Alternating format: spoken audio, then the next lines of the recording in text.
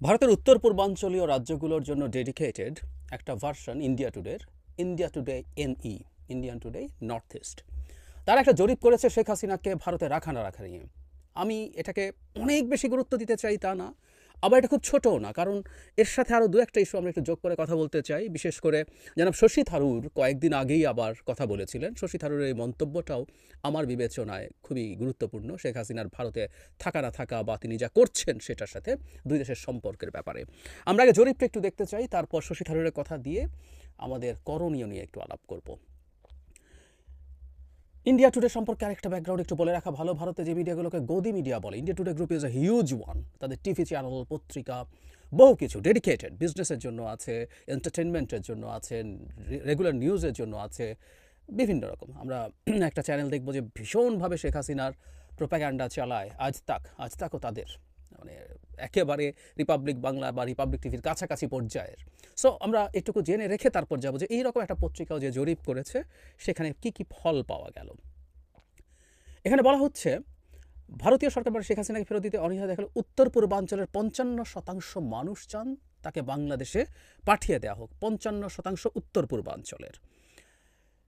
তারপরে বলা হচ্ছে তাকে বাংলাদেশে আশ্রয় দেওয়া ঠিক ছিল কিনা এই ব্যাপারে মতামতের ক্ষেত্রে ২৩% বলছে তাকে আশ্রয় দেওয়া ঠিক ছিল, আর ৩৭.৬% বলছে ঠিক ছিল না। এটা সারা ভারতে একটু খেয়াল করি, তারা এটাকে দুভাগে ভাগ করেছেন। একটা হলো তাকে দেওয়ার ক্ষেত্রে সঠিক ছিল কি ছিল না সেটা উত্তর পূর্বাঞ্চলে ২৩%, ৩৭% হলো মানে ঠিক ছিল বলছে সারা ভারতে। এই জায়গাটা আমাদের জন্য খুব ইম্পর্টেন্ট। বাংলাদেশে ফেরত পাঠিয়ে দেওয়া উচিত কিনা উত্তর পূর্বাঞ্চলের ৫৫% মানুষ বলছে ফেরত পাঠিয়ে উচিত, এবং কারণটা বলা হচ্ছে এটা দিয়ে বাংলাদেশের সাথে সম্পর্ক ইমপ্রুভড হবে সেটার কারণে। আর সারা ভারতে এটা ২১%, ২১.১। তারপর বলা হচ্ছে যে তাকে বাংলাদেশে ফেরত পাঠানো না, অন্য কোনো দেশে ফেরত পাঠিয়ে যদি দেওয়া হয় সেটা কেমন হবে। সেই ক্ষেত্রে উত্তর পূর্বাঞ্চলীয় রাজ্যগুলোতে 15%, আর সারা ভারতে 29%। কিন্তু এখানে আমার কাছে সবচেয়ে সিগনিফিক্যান্ট যে ব্যাপারটা বলে মনে হয়েছে সেটা হলো সারা ভারতের ৩৭.৫% মানুষ মনে করছেন শেখ হাসিনাকে ভারতে আশ্রয় দেয়া ঠিক আছে।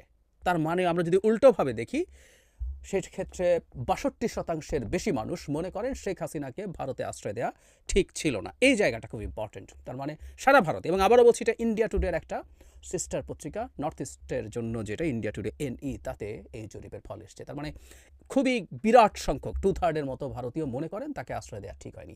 বাংলাদেশে পাঠিয়ে দেওয়া নিয়ে আপত্তি আছে, বাংলাদেশে পাঠানো বা বাংলাদেশে না পাঠিয়ে অন্য জায়গায় এসব নিয়ে দ্বিমত আছে। বিশেষ করে বাংলাদেশে পাঠানোর ব্যাপারে গ্লোবাল মানে সারা ভারতের ক্ষেত্রে, গ্লোবাল বলছি না, সারা ভারতের ক্ষেত্রে সেই পার্সেন্টেজটা খুব বেশি না, সেটা হলো ২১.১%। আবার নর্থ ইস্ট এটা 55%। নর্থ ইস্ট মনে করে তাকে বাংলাদেশে ফেরত পাঠিয়ে দেওয়া দরকার। খুবই ইন্টারেস্টিং একটা সার্ভে। কিন্তু আমি এর সাথে একটু যোগ করতে চাই শশী থারুর। এই খবরটা এসছে ফেব্রুয়ারির ১১ তারিখে, অল্প কয়েকদিন আগেই। সেখানে হেডলাইনটা এরকম, শেখ হাসিনার সাম্প্রতিক বক্তব্যগুলো জটিলতা তৈরি করছে বলে শশী থারুর বলছেন। তিনি নয়াদিল্লিতে ফরেন করেসপন্ডেন্টস ক্লাবে কথা বলছিলেন। সেখানে আমি একটু পড়ি।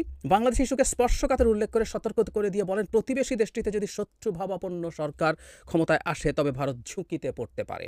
আমাদের সবখানে এই ধারণা দেওয়া উচিত যে বন্ধুভাবাপন্ন প্রতিবেশী হিসেবে যে কোনো নির্দিষ্ট রাজনৈতিক দল বা কোনো সম্প্রদায়ের প্রতি আমাদের উদ্বেগের চেয়ে আমরা প্রতিশ্রুতিবদ্ধ বাংলাদেশের জনগণের কল্যাণের প্রতি।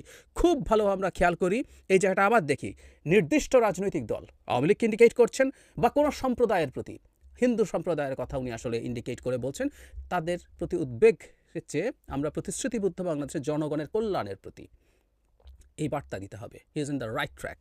আচ্ছা, তারপর বলা হচ্ছে একটি নির্দিষ্ট দেশ কে শাসন করবে আপনি তা ঠিক করতে পারেন না, আপনাকে তাদের সঙ্গে কাজ করতে শিখতে হবে, এবং এটাই আমাদের করতে হবে। বাংলাদেশের বর্তমান পরিস্থিতি সম্পর্কে এক প্রশ্নের জবাবে তিনি বলেন, আমি মনে করি বাংলাদেশে যা ঘটছে তা আমাদের নিবিড়ভাবে সাবধানতার সঙ্গে পর্যবেক্ষণ করতে হবে, যেহেতু আমাদের অবস্থান বাংলাদেশের পাশেই। তারপর তিনি বলছেন, আমি মনে করি না বাংলাদেশের অন্তর্বর্তী সরকারকে শত্রুভাবাপন্ন বলা যায়, তবে এই সঙ্গে কিছু সতর্কতা বজায় রাখতে হবে। খুবই সেন্সিবল কথাবার্তা। শশী থারুরকে আমি শেখ হাসিনার পতন এবং পালিয়ে যাওয়ার পর থেকে ফলো করছি। তিনি প্রায় সব ক্ষেত্রেই সেন্সিবল কথাবার্তা বলেছেন। তার দল অবশ্য ভিন্ন আলোচনা, কিন্তু শশী থারুরের কথা বলছি। তবে শেখ হাসিনার সাম্প্রতিক বক্তব্য জটিল পরিস্থিতি স্বীকার করেন তিনি বলছেন, সাবেক প্রধানমন্ত্রী শেখ হাসিনার বক্তব্য আমাদের জন্য জটিলতা তৈরি করছে। এই রাজনীতিবিদ বাংলাদেশের ক্ষেত্রে ভারতের পররাষ্ট্রনীতির দুটো বিষয়কে মূল মাপকাঠি উল্লেখ করে বলেন, আমি দুটো বিষয়ের উপরে জোর দেব।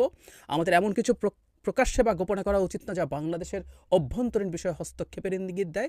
দ্বিতীয়ত, আমাদের জনগণের স্বার্থ, বাংলাদেশের জনগণের মঙ্গলকে সর্বোচ্চ গুরুত্ব দেওয়া উচিত, তিনি বলেন। তাহলে আমি শশী থারুরকে অনেক বেশি গুরুত্ব আমরা দিয়ে দেব না, কিন্তু আবার খুব ছোট নন। কংগ্রেসের পাওয়ারফুল একজন নেতা তিনি, এমপি তিনি, এবং পলিসি মেকারদের মধ্যেও তিনি একজন তো বটেই, যাকে রীতিমতো আমি ওনার একটা দীর্ঘ ইন্টারভিউ শুনছিলাম। উনি জাতিসংঘের আন্ডার সেক্রেটারি জেনারেল ছিলেন, উনি পরবর্তীতে সেক্রেটারি জেনারেলের ফাইট হয়তো করতেন, কিন্তু তাকে রীতিমতো রিকোয়েস্ট করে রাজনীতিতে নাম লেখানো হয়েছে।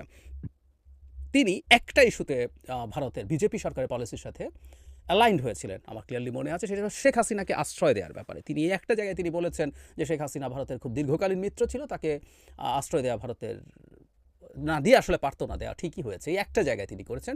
তবে তার দল আমরা খেয়াল করেছি, রাহুল গান্ধী যখন আমেরিকাতে গিয়েছিলেন, তার বেশ কিছু কথাবার্তা শেখ হাসিনার প্রতি ভারতের বিজেপি সরকার যে ধরনের অ্যাটিটিউড নিয়েছেন তার খুব কাছাকাছি ছিল।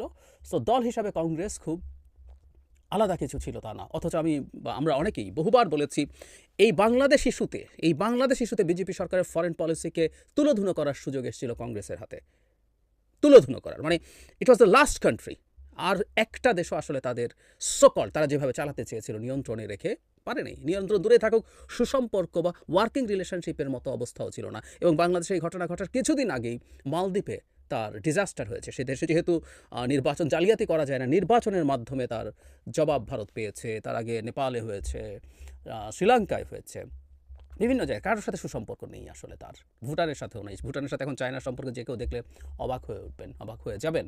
সো বাংলাদেশ যখন সর্বশেষ এসে ডিজাস্টার হলো, পারতো, কিন্তু না। কংগ্রেসের আমার কাছে এটাই খুব অবাক লাগে যে তাদের এই পতনের এগুলো হয়তো একটা ইন্ডিকেটর যে তারা বাস্তবতা না বুঝে তাদের ব্যক্তিগত সম্পর্ক, শেখ হাসিনা নির্বাচিত হওয়ার পর, 24-এর পর, সোকল নির্বাচিত হওয়ার পর তিনি যখন ভারতে গেলেন এই দফায় প্রথম এবং শেষবার প্রধানমন্ত্রী হিসেবে, সেখানে উৎকটভাবে, বিশ্রীভাবে ক্যামেরার সামনে, বিশ্রী শব্দটা আমি জেনে শুনে ব্যবহার করছি, এই রকম একজন ভোট ডাকাত স্বৈরাচারী টাইরেন্টের সাথে সোনিয়া গান্ধী তার 2 সন্তান নিয়ে অন ক্যামেরা জড়াজড়ি করেছেন, আলিঙ্গন করেছেন, অন্তরঙ্গতা দেখিয়েছেন। আমি মনে করি এটা পরিকল্পিতভাবে তারা দেখিয়েছেন যে তারাও শেখ হাসিনার সাথে আছেন, তাদের সকল মোদিজি তো আছেনই, তারাও আছেন। অথচ এটা একেবারেই খুব বাজে বার্তা দেয়। মোদির বিরুদ্ধে স্বৈরাচারী হয়ে ওঠার, ফ্যাসিস্ট হয়ে ওঠার অভিযোগ আছে। কংগ্রেস তো এখনও অন্তত কাগজে কলমে একটা লিবারেল ডেমোক্রেসির কথাই বলে। যদিও আমরা ভুলিনি 2014 সালে তাদের ভূমিকা, বা এর আগেও এই হাসিনা সরকারকে টিকিয়ে রাখার জন্য কী করে, বিশেষ করে 14 সালে তো পুরোপুরি তারা ক্ষমতায় থাকাকালীন সময়ই ঘটনাটা ঘটেছে, সুজাতা সিংয়ের ঘটনার ইত্যাদি ইত্যাদি। ফলে তাদের দলের অ্যালাইনমেন্টটা ঠিক নাই, এটাকে আমরা কন্ডেম করি। কিন্তু শশী থারুর যা বলছেন, এবং এখন ভারতের যে জনমত আমাদের সামনে এসে হাজির হয়েছে, এটাকেও আমরা গুরুত্ব দেব। এর মানে এটা এই দাঁড়াচ্ছে, বিভৎস রকম প্রোপাগ্যান্ডা তারা চালিয়েছে, তারা ডিসইনফরমেশনের আর কিছু বাকি রাখে নাই। কিন্তু এত কিছুর পরও ভারতের খুবই উল্লেখযোগ্য সংখ্যক মানুষ তাদের ওই ন্যারেটিভটা নেয়নি। আমি আবারও বলছি, পুরো ভারতের অন্তত 62% মানুষ শেখ হাসিনাকে আশ্রয় দেওয়া ঠিক হয়েছে বলে মনে করেন না। তার মানে তারা শেখ হাসিনাকে নিপীড়িত বা অত্যাচারিত মানুষ মনে করে না, তারা শেখ হাসিনাকে ভয়ঙ্কর স্বৈরাচারী, বর্বর বলেই মনে করে। সে কারণেই তাকে আশ্রয় দেওয়া ঠিক হয়নি বলে তারা মনে করছেন।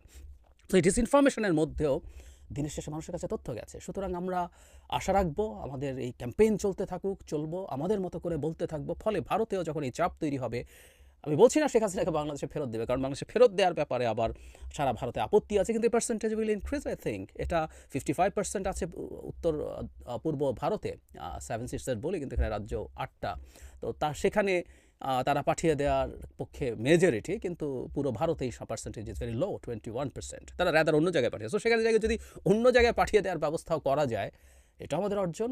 নিদেন পক্ষে এই ক্রমাগত বিভিন্ন দিকের চাপের পরে যদি এরকম দাঁড়ায় যে তিনি চুপ থাকছেন, তিনি রীতিমতো ওই যে গতকালই সম্ভবত তাদের অবরোধ ছিল, ঘোষণা করেছিলেন 20 তারিখ তাদের হরতাল আছে, আমাদের রেডি থাকতে হবে হরতাল নিয়ে, এসব কথা বা ঘোষণা দিয়ে বক্তৃতা করব আমি, বক্তৃতা করে হুমকে দেয়া, সরকারকে অবৈধ বলা, দেখে নেব, এসব বলা, এগুলো ঠেকাতে পারা সম্ভব।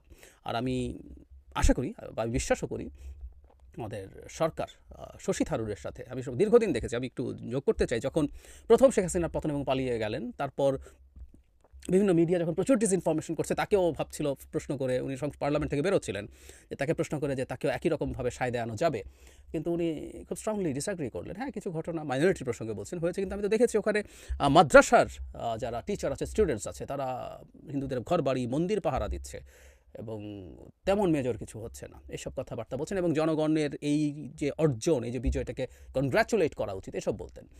শশী থারুরের সাথে যোগাযোগ বাড়ানো দরকার, তিনি তার দলের মধ্যেও যাতে এই ব্যাপারে একটা পজিশন তৈরি করতে পারেন। সো ভারতের বিভিন্ন জায়গায়, সেটা পলিটিক্যাল এলিটস, বিজনেস এলিটস এবং পাবলিক ইন্টেলেকচুয়ালস যারা আছেন সিগনিফিক্যান্ট, তাদের সাথে এই ধরনের একটা যোগাযোগ সরকারের দিক থেকে হওয়া দরকার, যাতে তাদের জনমত সরকারের ভেতরে, সরকারের বাইরে, রাজনৈতিক পরিসরে, সিভিল সোসাইটিতে, নাগরিকদের মধ্যে, ব্যবসায়ীদের মধ্যে, বিভিন্ন জায়গায় এটা হয়। কারণ ব্যবসায়ীরাও ভীষণ রকম ক্ষতিগ্রস্ত হচ্ছে মোদি তার সরকার দিয়ে বাংলাদেশের সাথে যে বাজে আচরণ করছেন। সুতরাং এটা যদি করা যায়, একটা সামষ্টিক চাপ তৈরি হবে ভারতের ক্ষমতাসীন সরকারের ওপরে। যতই স্বৈরাচারী হয়ে ওঠার চেষ্টা হোক না কেন, বিজেপি সরকার এখনও একটা মোটা দাগে গণতান্ত্রিক সরকার, তাকে এখনও বহু নির্বাচন করতে হবে, ওদের তো একবার একটা নির্বাচন করে ফেললেই হয় না, তাদের প্রচুর বিধানসভা নির্বাচন আছে, একটার পর একটা হতে থাকবে। সুতরাং তাদের সতর্কতার জায়গা নিশ্চয়ই আছে। আমরা আমাদের জায়গায় ক্যাম্পেইন এবং সরকারের দিক থেকে এই যোগাযোগগুলো চালিয়ে যেতে হবে। সাফল্য আমি মনে করি ধীরে হলেও আসতে শুরু করেছে।